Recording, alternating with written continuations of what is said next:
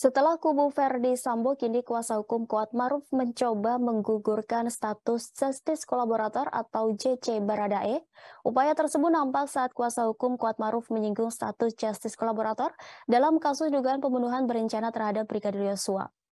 Awalnya kuasa hukum Kuatmaruf mempertanyakan status JC kepada ahli hukum pidana yang dihadirkan pihaknya. Diketahui Muhammad Arif Setiawan dihadirkan untuk meringankan Kuatmaruf dalam sidang lanjutan pada Senin 2 Januari 2023. Dalam kesempatan itu, kubu Kuatmaruf mempertanyakan tentang aturan justice kolaborator dalam Undang-Undang Perlindungan Saksi dan Korban. Muhammad Arif Setiawan menjelaskan kalau JC dipahami sebagai seorang saksi menjadi bagian dari pelaku perbuatan pidana, tapi dia mau bersaksi dengan membuka tindak pidana itu. Dikatakannya dalam UU LPSK dibatasi secara limitatif jenis-jenis tindak pidana apa saja yang bisa diberikan status JC.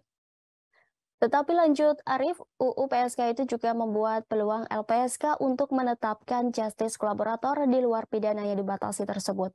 Hanya persoalannya selain jenis tindak pidana, menurut Arif, status justice kolaborator juga dibatasi bahwa dia bukan pelaku utama dari pidana yang dilakukan.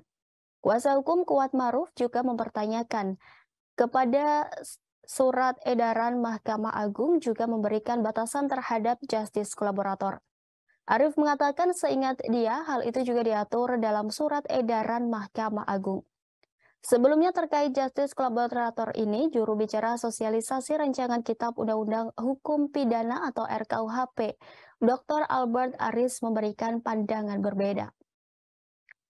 Albert Aris yang menjadi saksi ahli hukum pidana dalam sidang perkara pembunuhan Brigadir J di PN Jakarta Selatan pada Rabu 28 Desember menilai Baradae layak mendapat status justice kolaborator.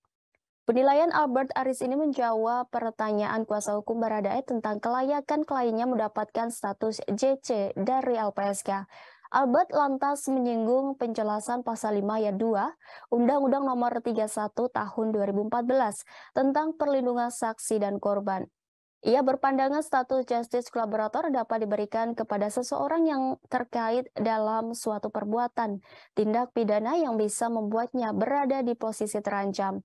Lebih lanjut, Albert juga menilai dasar hukum syarat pemberian JC juga tercantum di pasal 28 UU Perlindungan Saksi dan Korban.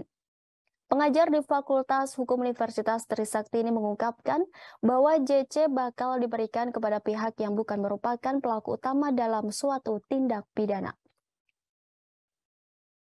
Terima kasih sudah nonton. Jangan lupa like, subscribe, dan share ya.